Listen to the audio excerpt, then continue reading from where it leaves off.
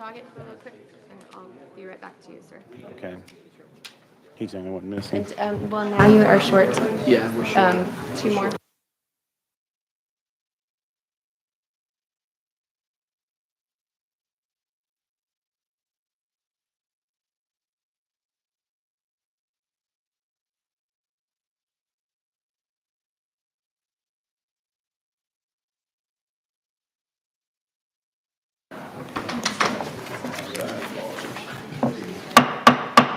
Good afternoon. Today is Wednesday, February 28th, 2024. I hereby call the Elections and Campaign Finance Subcommittee to order. Madam Secretary, please take the roll. Representative Burkhart, Representative Doggett, Representative Helton Haynes, Representative Miller, Representative Moon, Representative Warner, Chairman Crawford, Chairman Rudd. Here. Chairman Rudd, you have a quorum. Thank you. Do any members have any personal orders or announcements before we begin? Seeing none, we have 6 bills on the calendar today. I want to do a little bit of housekeeping here. First item on the agenda is item number 1, HB 2260 by Representative Wright. That has been taken off notice. Additionally, we have item number 4, HB 2499 by Representative Jones, has been rolled 1 week.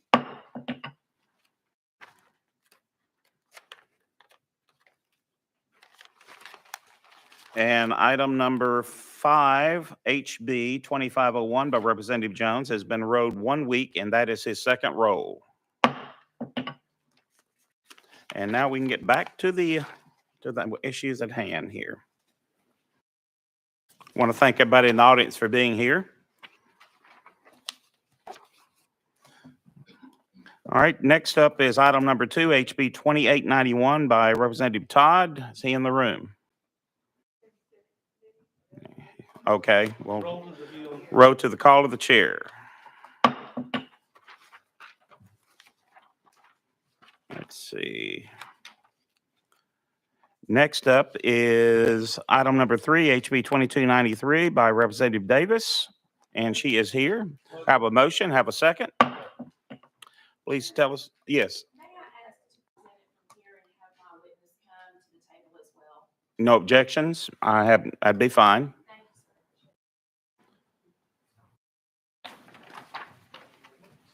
But your witness will have to be quiet till we go out of session.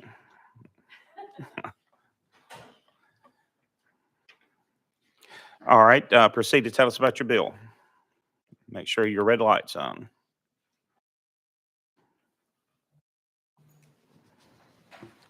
There we go. Thank you, Chairman.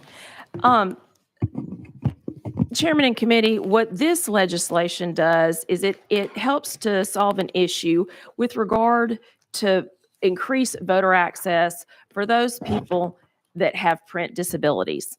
And so the Americans with Disabilities Act was enacted over 3 decades ago and requires that every voting option be accessible to voters with disabilities so that all voters can vote independently and privately, whether in person or by mail. And in-person voting can have barriers for those who are visually impaired. And so what we're wanting to do is we're wanting to make sure that those that have problems with being able to read the ballot will be able to request an absentee ballot. They can have that ballot emailed to them, to their home, and that way that electronic delivery of their mail-in ballot will allow for those individuals that have any sort of equipment at home to be able for them to read that ballot in a easier fashion. Sometimes when we have folks that go in person that have someone that helps assist them, it makes them uncomfortable because our vote is supposed to be private. It's supposed to be confidential. And so if you have a poll worker beside you helping to assist you with that balloting process, that can infringe on some folks' their ability to really make it feel private and confidential. And so with that, I would really like to allow for James Brown, who's with the National Federation of the Blind of Tennessee, to be able to speak to the committee. Any questions before we go to session? Seeing none, no objections, we'll go out of session. Mr. Brown, please introduce yourself and anyone you're with, and then you have, 3 minutes? Sure. I just want to thank the committee for hearing me today. I did speak before the Senate committee last week, and they all just clapped and applauded, and they cried. But I'm not gonna make that big of a spectacle today. But I do want to say a couple things really quick. And Trish, if you could let me know when we're about 30 seconds before the 3-minute mark, that would help.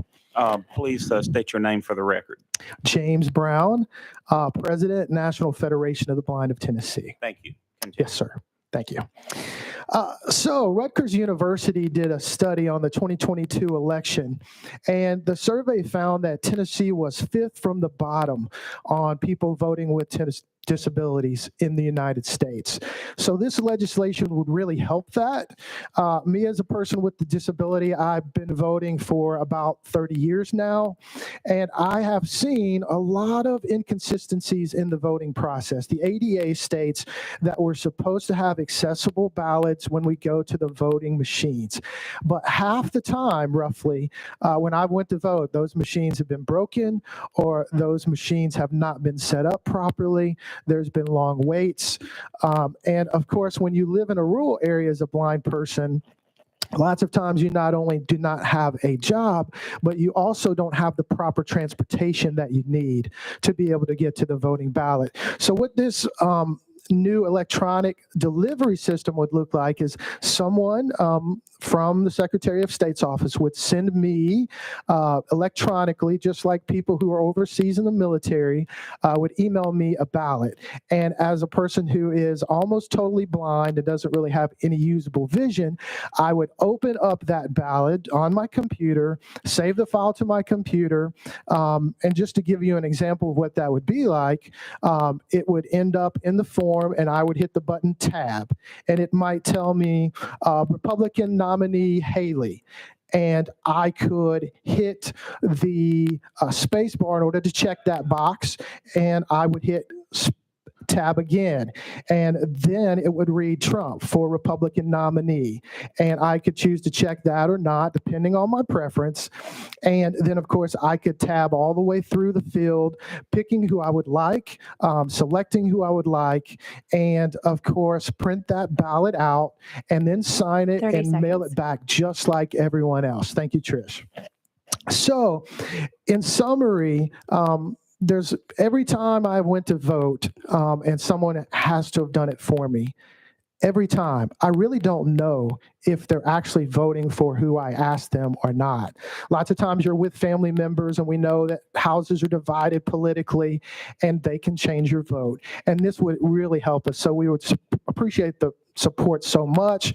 I thank the committee as always, for hearing people's thoughts with disabilities, and just wish you well. Any questions of the witness? Seeing none, thank you. We'll go back into session. Thank you, Jim. We are now back in session. Any questions of the sponsor? We have a question on bill. Any objections? If not, we are hereby voting on bill. All those in favor say yay. Opposed, nay. Bill passes on to full local. Thank you, Chair.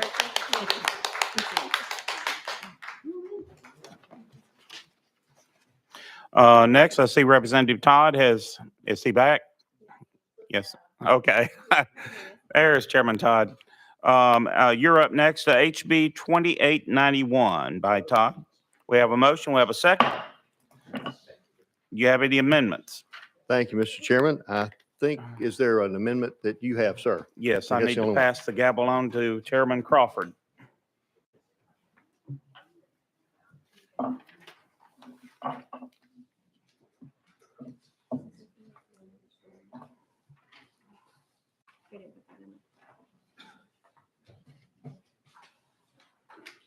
Okay, do I have a motion and second? Motion and second. We do have an amendment that has been filed. This is an untimely filed amendment by Chairman Rudd. The drafting code is 14570. That is. I'm at the will of the committee. We will be glad to take a vote if there's no objection to take up the untimely filed amendment or not to take it up. We got a proper motion, second by Chairman Moon down there. So we are now voting on whether we take up a drafting code 14570, which is untimely filed amendment. All those in favor, please say aye. Aye. Opposed, no. The ayes have it. So we will take up the untimely filed amendment. Chairman Rudd, I will ask you to explain your amendment 14570. Thank you, Mr. Chairman. What this does, we noticed yesterday that this clarifies something that wasn't defined in the bill, what a Board of Education member is not a civil officer. Civil officer is normally referred to in the Constitution as a statewide defined officer, a constitutional officer, and we're just defining that this is not that. It strengthens the bill, and we're just clarifying something that needed to be cleaned up. So that's basically all it does. You've heard the explanation of the amendment by the sponsor. Chairman Todd, would you like us to place this amendment on the bill to be discussed? Thank you, Mr. Chairman. It is a friendly amendment. I certainly would. Thank you. All those in favor of amendment 14570 going on to the bill, please say aye. Aye. Opposed, no. The amendment is now on the bill. Chairman Todd, you are recognized on House Bill 2891 as amended. Thank you, Mr. Chairman. And the primary purpose of this bill is to increase voter turnout and participation in school board elections.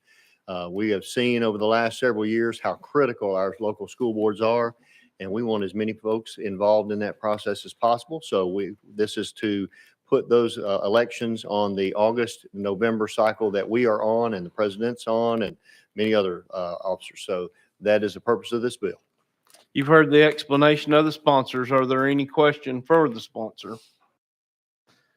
Seeing none, the chairman will take privilege at this time.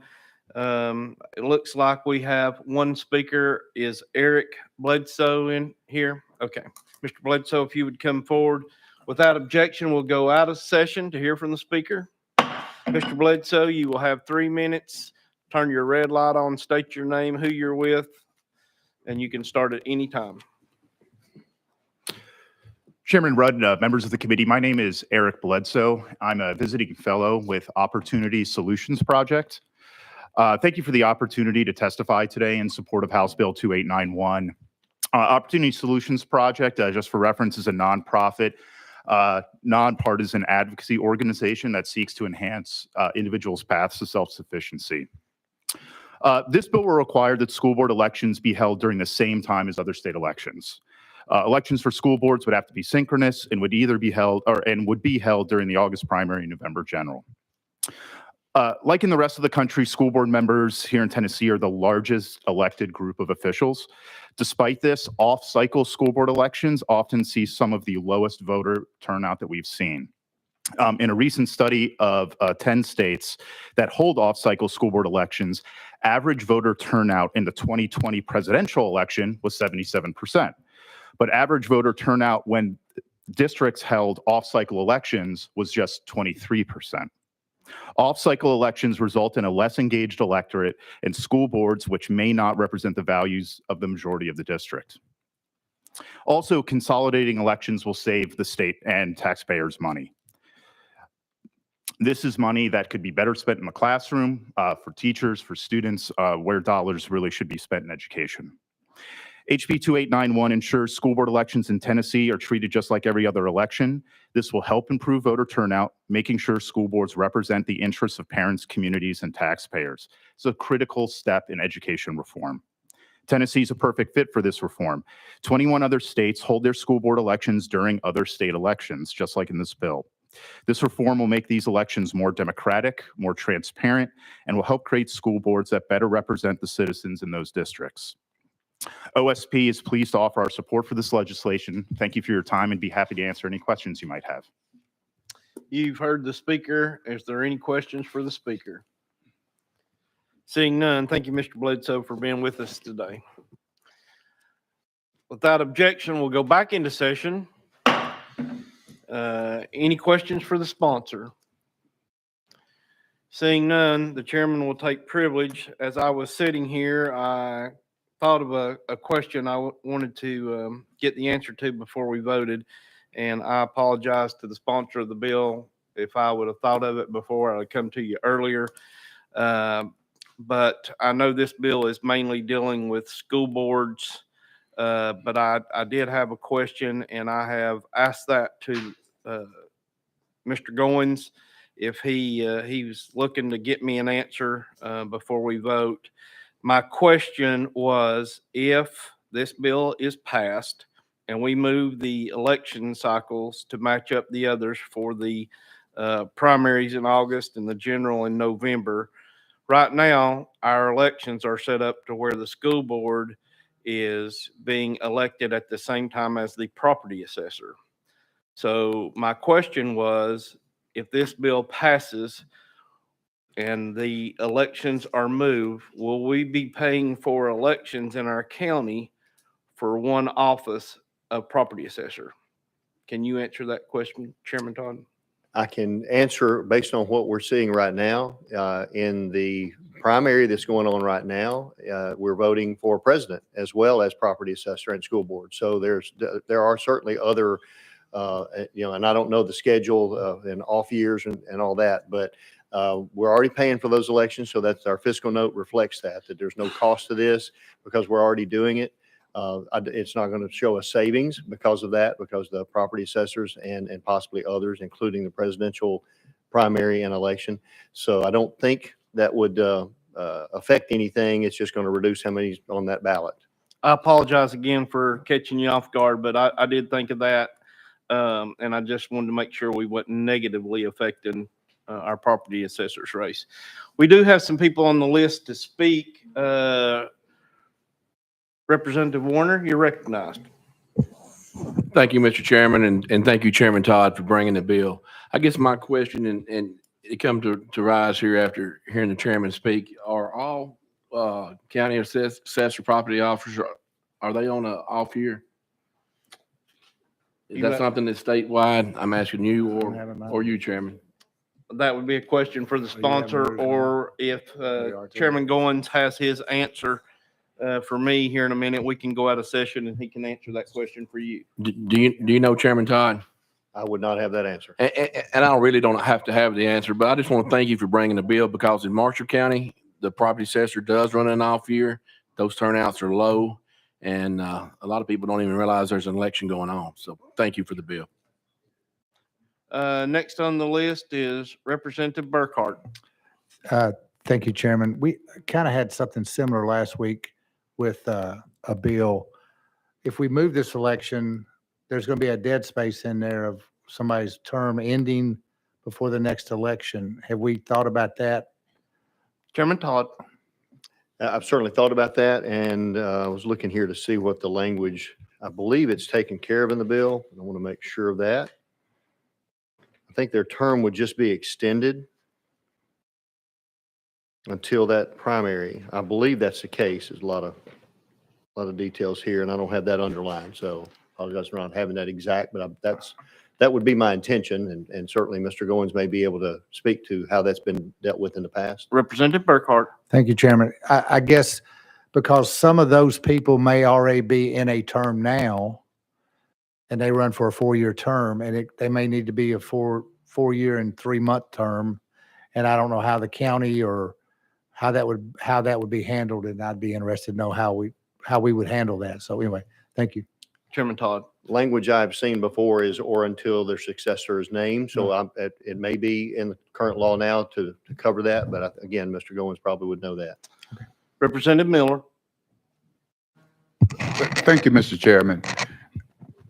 My understanding, based on the presenter comments and your comments, the reason behind this bill is to change the voting dates and put it in August primary, November general elections, to bring out more voters. Is that the concept of the legislation? Yes, sir, it is. Mr. Go Chairman. ahead, sir. The next question, in August primary and November general elections, it's Republican, Democrats.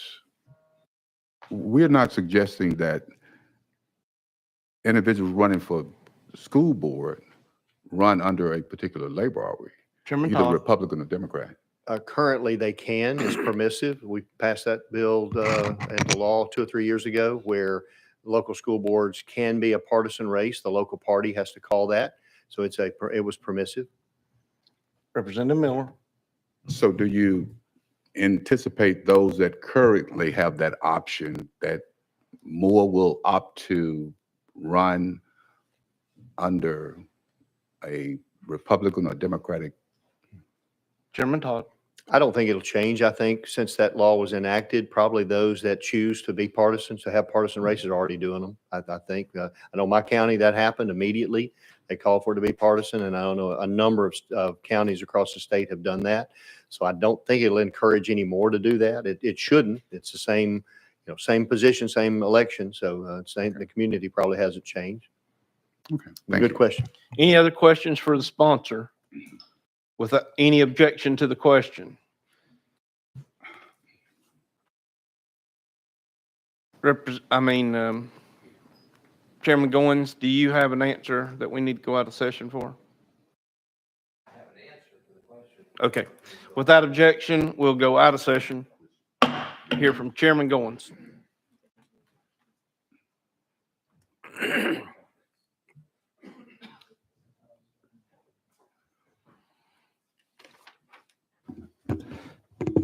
So to answer your questions about property assessors, 93 counties are in this year's election. 2 counties are 2 years from now. So I think Shelby's one, maybe Carroll's the other that's in off years. But Mr. Goins, I know you're Oh. very familiar with this, but would you please state your name and who you're with, please? Mark Goins, coordinator of elections for the great state of Tennessee. But school board members can run staggered. So meaning, for example, in the county I'm from, Campbell County, we have half the school board members that are up this time and half that are up next time. As far as the funding mechanism, Chairman Todd was correct. Regardless of whether you take an office off the March election or not, that election is going to be paid for. And that's the one election that the state pays for, that is paid for because of the presidential preference primary. So either way you go, I don't see that there's going to be a cost increase. There could be, particularly if a city adopted something like this, there could be a cost decrease, meaning that if someone wanted to synchronize that election and they have it in a odd year, now they're putting in an even year, there could be a cost decrease there. The second question, I was looking for the language. I did think there was language in here that you could extend someone's term, but on the fly, I couldn't find it. There is language in there that's talking about a vacancy for a board, and it does talk about that the person's appointed can serve until successor is elected and qualified. I didn't write this legislation. I know that the legal counsel probably can find that language right off. I do recall seeing it there, or at least I thought I saw it in there, but I don't see it as we're currently setting here. Members of the committee, we will see this bill again if it passes on. It will be coming to full. So that will give us an opportunity maybe to get that question answered. Is that suitable, Mr. Warner? Thank you. Any other questions for the chairman before we go out of session? Go back in session. Seeing none, we'll go back into session. And without any other questions for the sponsor? Question has been called on the bill. All those in favor of passing House Bill 2891 as amended on to local government full, say aye. Opposed, no. The ayes have it. Chairman Todd, your bill moves on to local full. Okay. Okay.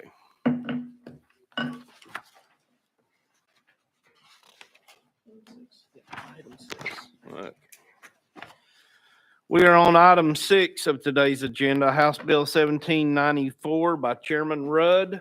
Do I have a motion? Proper motion and second. I do see it has an amendment. Chairman Rudd, will you please give us your drafting code? Yes, sir. I have 14356. 14356 is what I have. Do I have a motion on the amendment? Proper motion and second on the amendment. Would you like for us to place the amendment on the bill to be discussed, Chairman? Yes, Rudd? thank you. Without objection, we will go ahead and place Amendment 14356 onto the bill. All in favor, please say aye. Opposed, no. The bill is now amended. It looks like we do have some speakers. So Chairman Rudd, you are recognized at this time on House Bill 1794 as amended. Thank you, Mr. Chairman. What this is the Uniform Faithful Presidential Electors Act. This corrects a problem that has happened in other states in presidential elections. Luckily, to my knowledge, it has not happened here. That's why we're taking care of this reform. This requires that an elector or an alternate to vote for the presidential candidate that they were elected and or appointed to represent, and that they not switch. If for some reason they choose to violate that and vote for another candidate other than what they were selected to represent, they would be terminated immediately and they would then be replaced. And we have two speakers, and it's a very interesting process and learning how this happened, Mr. Chairman. Of course, there's Mr. Amons, who I consider an expert on this, and also Coordinator of Elections, Mark Goins, actually chairs this when all the electors meet. And it's interesting. You could almost ask both of them to describe the whole process of how this works at the state capitol when how we elect presidents with electors. But that's the bill, Mister. It's making sure that that electors do vote at the electors meeting convention for the presidential candidate they were selected, regardless of party. You've heard the explanation of the sponsor. Are there any questions? Is there any objection to going out of session? Seeing none, we will go out of session and hear from our speakers. Mr. Amos, Mr. Goins, if y'all would like to approach the table. You will be allowed 3 minutes to speak. Please turn your red light on, state your name and who you're with. And it doesn't matter to me who goes first. So. Yeah. I'll go first. Okay. Is this on? Yes, thank you. Thank you, Mr. Chairman and members of the committee. My name is Tim Amos. I am a Tennessee Uniform Law Commissioner appointed by House Speaker, Mr. Sexton. This is a Uniform Faithful Electors Act. I think Chairman Rudd did a great job of explaining. It's a pretty simple, straightforward solution to what could be a problem. As he said, I don't know of anyone in Tennessee that's ever not fulfilled their duty, but that has been occurred in a few other states and could be critical in a close election. The simple process is, under this legislation, is a person who's elected a elector takes an oath to fulfill that duty. In legal terms, it would probably now be called a ministerial duty because there is no discretion, and there should be no discretion if someone chooses to try to violate that duty by submitting a ballot that has an incorrect name for whatever reason, or for that matter, doesn't have a name on it. That submission constitutes an immediate resignation from their office, and you can proceed to appoint the alternate. And so that's the bill. That's what it does. I think what it also does, and I've mentioned this, is in past elections, and I've personally known several of the electors who were subject to massive amounts of email and mail and harassment and intimidation to get them to defect. And so I think by ensuring the integrity of the process, this would be one more step to make sure that might not happen in the future. Thank you. Mr. Goins, you're recognized. Yes, we just here to offer support. Please give us your name Mark- for the record and who you're with. Mark Goins, Coordinator of Elections for the great state of Tennessee. We're just here to offer support. Effectively, as Chairman Rudd said, essentially this says if you don't vote the way you were pledged to vote, then your vote is not counted, it's void, and someone will be put in your place to count the vote like you're supposed to have counted your vote. So in other words, the way that Tennessee goes, this will guarantee the way the electors would go. Under current law, the way it would work, if you voted the opposite way, you could be prosecuted. But at the end of the day, that vote would have been counted and it would not have gone the way that it should have been. Or it would have been counted. Well, at least it would have been counted here, and then Congress would have been given the qualm to figure out what they would have done with an incorrect vote. So essentially, the old law punished you if you did something wrong, but then you were kind of stuck with an incorrect ballot. This law, if passed, will say if there's an incorrect ballot, you're going against the wishes of the Tennesseans, then your vote is void. Let's get someone to replace you. Thank you for the explanation. Couple questions. Chairman Rudd. Yeah, you informed me, I'd like for you to tell the committee, it's a very, very interesting process, how this works. If you could describe to the committee, because you run these meetings and the governor and the secretary of state are there. They meet at the Capitol. Tell how the electors are all elected and how they convene in this process works. Chairman Goins. Yeah, and I'll make sure that y'all get an invite this next time that we have the Electoral College.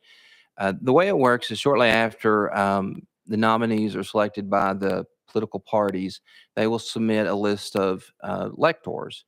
And actually in November, although you see the presidential candidates out there campaigning, you're really voting for the electors that will go to the Electoral College. Tennessee has 11. It's based on the congressional districts. We have 9, and then every state gets 2 for the senators that you have. The electors are then, we're one of the first ones to meet. We meet at 9 a.m. Typically, it's broadcast, C-SPAN or CNN. They've all covered it live because we're one of the few that's there first. At 9 a.m., the governor calls roll, and if anyone's not there, then you fill the vacancy. And then it's a lot of documents that have to be signed. One of the first orders after the roll call is done is all the electors are sworn into office, and then there's a vote that our office prepares that has a separate vote for president, one for VP. Literally, the electors cast those votes. There are folks there to verify it. This is done in the House chamber. And after that is done, then there's a certificate of vote, and that's where all the electors sign it. The governor signs it, and the secretary of state signs it. Multiple copies have to be made. This is sent to the National Archives. But as Mr. Amos had referred to before, there's been some unique challenges in the last 2 electoral colleges. 2016, what he didn't share with you, his wife was one of the electors, and she received some of the threats. I think they received over 3,000 pieces of mail requesting that they not vote for the candidate that Tennessee went for. And then 2016, 2020, we had some folks in the gallery that were trying to interrupt the proceedings as we were going along the way. And that, other than that, it's a fairly quick process. After we say the pledge and those things, but it's a very important process that we have in this state. And I will make sure that y'all personally have an invite coming up. I will say that the last electoral college, we had a star that said the Pledge of Allegiance, if I remember correctly, and that was Speaker Sexton's daughter, Greer Sexton. She did the Pledge of Allegiance. So, Chairman Doggett. Thank you, Mr. Chairman. And 2 questions. So how were the electors chosen? And under this bill, what would be the process if one was removed? How would a successor be chosen to fill in? Chairman Goins. Yeah, great question. They're chosen by the campaigns. So after they're nominated, they assuming that, we'll take current President Biden. No one's running against him. So assuming he's the person that will advance forward, his campaign will work with the local state party. They'll select 11 electors from the state. They have to be Tennessee residents. If they're representing the congressional district, they have to be from that congressional district. So congressional district 1 gets 1 elector, and then you can have 2 that's at large. They'll also select some alternate electors. And the way this would work is that the alternate electors would have an opportunity to fill the vacancy. If you were to run into a scenario where there's not enough alternate electors that's there, the way it would, that's actually present for the Electoral College, then a new person that would just be a resident of the state of Tennessee, they'd have to take a pledge that they're casting their ballot on behalf of the party that won the state of Tennessee, and then they would cast their ballot. Any other questions for speakers? Seeing none, we'll go back in session. Thank you, gentlemen, for being with us and for your testimonies today. We're back on House Bill 1794 as amended. Any questions for the sponsor? Seeing none, looks like we're ready to vote. Without objection, we will vote on House Bill 1794. Moving on to local government full. All in favor, please say aye. Opposed, no. Bill moves on to local government full.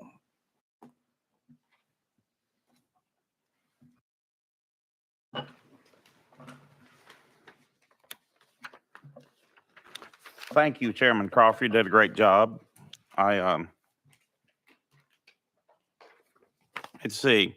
Well, with that, we have no more business. Before we close, do any members have any announcements or personal orders? Seeing none, do I hear a motion to adjourn? We have a motion to adjourn. So done. We are adjourned.